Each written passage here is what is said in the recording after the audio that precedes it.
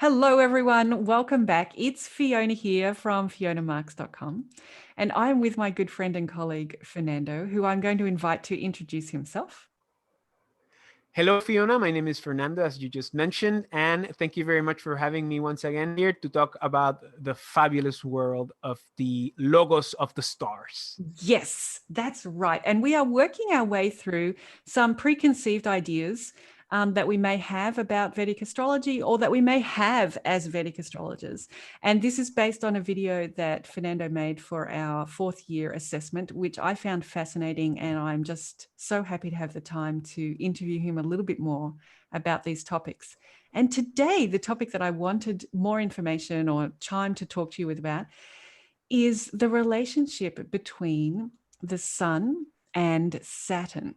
So I'm going to say a little bit about my understanding from Vedic astrology, and then I'll open the floor for some insights from your broad range of knowledge of astrologies. In Vedic astrology, the Sun and Saturn are considered enemies and a very difficult relationship between these two planets, and that they really can cause some harm to each other and put them in the charts in the wrong place, and they undermine each other, causing people lots of difficulty around their sense of self and their flaws and their worth, and but not a good combination for one's sense of self-esteem. So it's very clear from Vedic astrology that these guys are like repelling to each other. And yet this is possibly not the case in other sorts of astrologies, and that's just fascinating. Yeah. But what is also fascinating is that the Sun has another strong enemy in Vedic astrology, which is Venus. Venus causes the Sun a lot of damage. Sun causes Venus damage. These guys do not bring out the best in each other. And yet in Vedic astrology, although that is written down and you see the scores and you can see the effect they're having, it's not a big personality battle. You know, this is not the biggest news in Vedic astrology. So why is it that this really bad relationship between Sun Saturn is such a big thing if the really bad relationship between Sun Venus is not such a bad thing? So such a big thing, I mean. So all of this kind of is floating around in the Vedic astrologer's mind, and then we can look at how do other astrologies perhaps look at these relationships between the planets. And Fernando, you shared something on your video about Sun and Saturn in other schools of astrology. Yeah, and what I said there is that the relationship between Sun and Saturn in Jyotish is different from the relationship of Sun and Saturn in other astrologies. Now, I just want to pick up where you left, talk about a little bit about the reasons why things are the way they are, in my opinion. First of all, the idea of how Saturn and Sun do not get together stems from Vedic mythology. The Yes. idea that Saturn is the illegitimate son of the sun, Yes. right? And how they have differences because of that. And at the same time, you just take the natural characteristics of the planets, and you're going to see that they are opposites. The sun is hot, Saturn is cold, right? Yes. Saturn is airy to a certain degree. He's dry and cold. Yep. Sun is hot and dry, right? Yep. So they have a lot of things that are different. At the same time, the positions of the planets within these spheres in the Chaldean order, the sun is in the middle, but Saturn is just the superior one. So they have some sort of gatekeeper qualities in terms of their location in that scheme. So the idea that they're enemies is understandable, but it is incremented even more due to the mythology. So Okay. that's the reason why Saturn and Sun are enemies. And at the same time, you have the diameters or the oppositions between Aquarius and Leo. Yes. You also have the diameter between Saturn and the luminary. So have there another indication of why they are enemies and why the luminaries and Saturn do not get together that much, which also allude to the principal qualities that I mentioned of being light, hot, and being, dry and cold. Now, this is also present in other astrologies because Saturn is the big malefic. He's the most malefic planet of them all. He's the slowest one. He will cause difficulties because he's the lord of karma and time. He can be realistic, but he can be pessimistic. And he basically alludes to everything that's unstoppable in time: old age, sickness, and death. Yep. So Saturn has a bad reputation in that sense. Of course, Saturn is necessary for life. Saturn also has a good side in terms of the structure and the realism that brings to life in terms of making things happen through work, determination, and discipline. So that's the positive part, right? You will do that, and then you will end dying either way, and that's Saturn's gift. But the idea here is that the qualities of the lack of friendship between the Sun and Saturn are understandable. Yep. But the Jyotish takes it even farther than that because of the mythology. And if you come from Vedic astrology and you start reading other astrology, you will see that Saturn and the Sun are not that bad of enemies. Actually, they complement each other quite well. And these things were changed in Jyotish. For example, in other astrologies, even though Saturn is a malefic, Saturn is part of the sect of the Sun, or the solar sect, which alludes to a group of planets, specifically the Sun, Jupiter, and Saturn, right? There are two sects, the lunar and the solar. Lunar is Moon, Venus, Mars. The solar is Sun, Jupiter, and Saturn. Mercury will vary depending on its position on the chart, but whatever, we're not going to talk about that. The idea is that each sect has one luminary, one malefic, and one benefic. So we have that relationship between Sun and Saturn in a positive way in Hellenistic astrology. There are other instances where this is also revealed, specifically in what is called the Triplicity lords, right? You know the Triplicities, which are the elements, right? Yes. Agni, Prithvi, Ambu, and Jala, right? The idea of I think I got them wrong, but whatever. You have a fire, earth, air, and water, right? Yep. And each of these have three signs of each, right? So you have the triplicities. In Hellenistic, Perso-Arab, and other astrologies, each triplicity has three planets that rule over them. Mm-hmm. And in the fire triplicity, you have the Sun, you have Jupiter, and you have Saturn.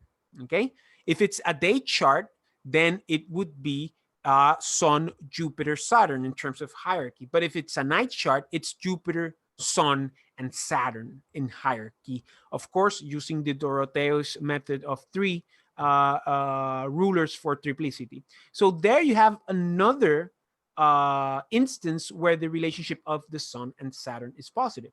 This is why when you go to these books of these other astrologies that are not Jyotish, sometimes when you see combinations of Sun and Saturn, you're going to see that they're not that bad.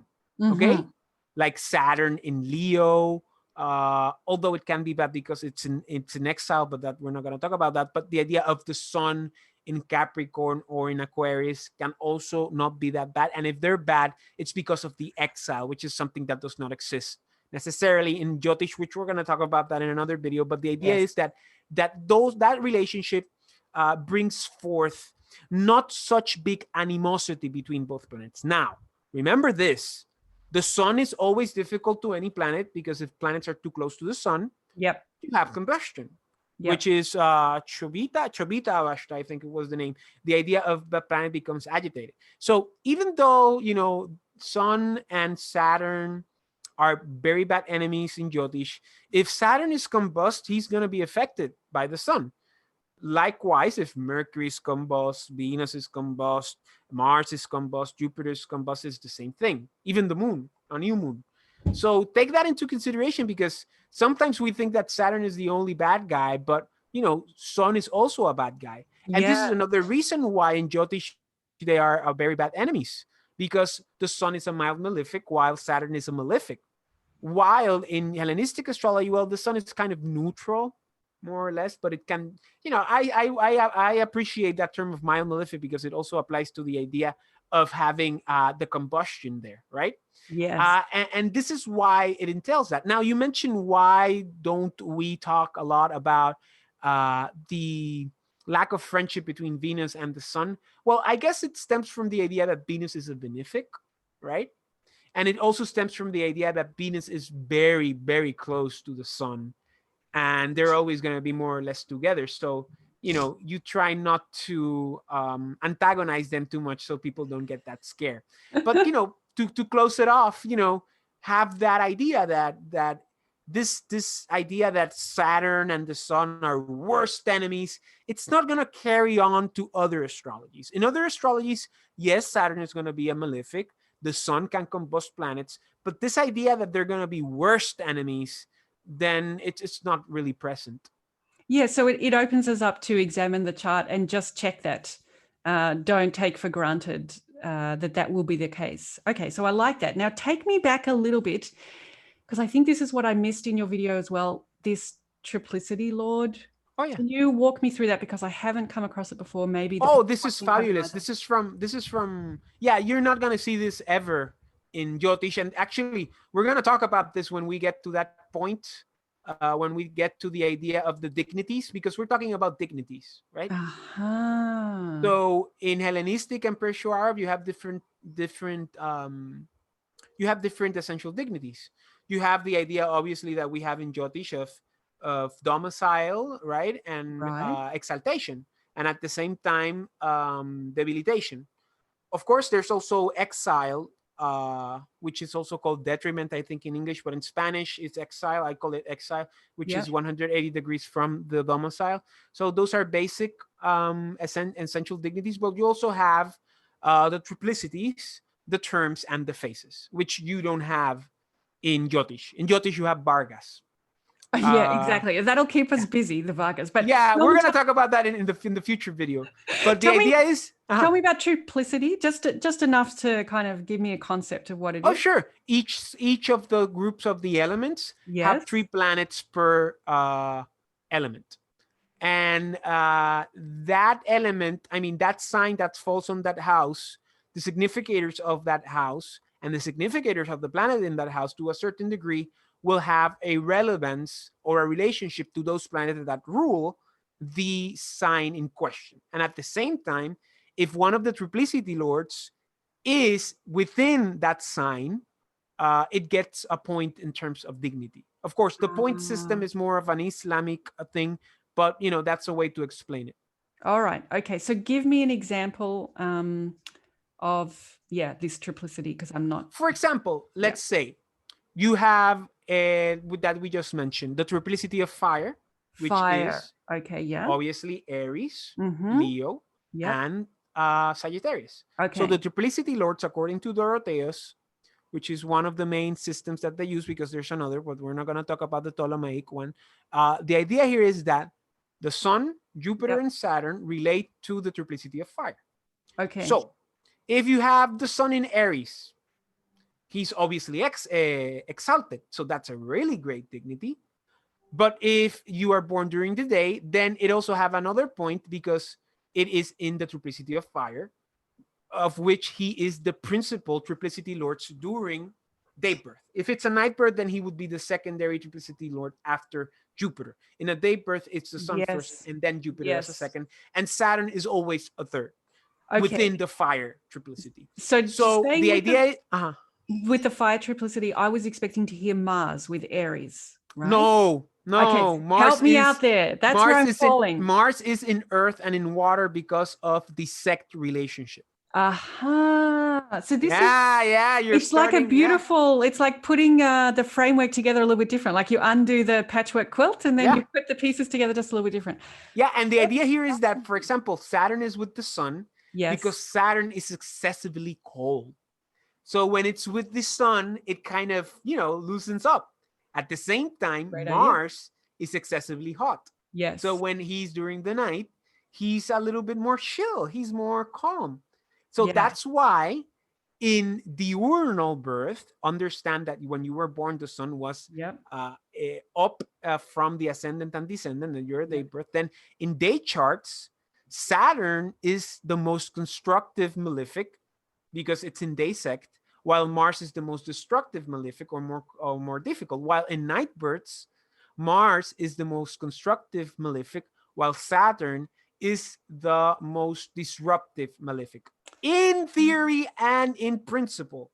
Because after that, you have to check dignity. Yep. Because if Saturn is in Aquarius or in Libra in a night chart, I mean, he's gonna give good results, even if it's a complicated malefic. The same thing in a ninth birth if Mars is in Cancer, but Cancer represents a tricky part. But yeah, Cancer without the term, no, that's not a good. Let's use Libra for example. Mars in Libra or Taurus, which because Mars in Cancer presents certain problems that we're not going to get into. But Yes. the idea is that if it's there and it's a night birth, that Mars is going to give difficulties because it's in exile. Or from the Vedic perspective, it's in a neutral position and it can fall into unfriend dignity. But yeah, we're going to talk about that in that video in the future. Great. Well, I'm already looking forward to that video in the Sure. future. And this is exactly what I find is the richness of bringing in these concepts, because it's, yeah, like I say, it's like you take apart the patchwork quilt and you put it together again, you see the pattern in a new way. So thank you so much, Fernando, for your generous time to share a little bit more extra off the topic there. But I hope that people got a good taste of perhaps a different quality to the relationship between Sun and Saturn today. And maybe when you're applying it to charts, you yourself will make observations that are more nuanced and relate to that specific chart. So thank you, Fernando. I look forward to speaking to you again soon. Thank you very much. Always a pleasure.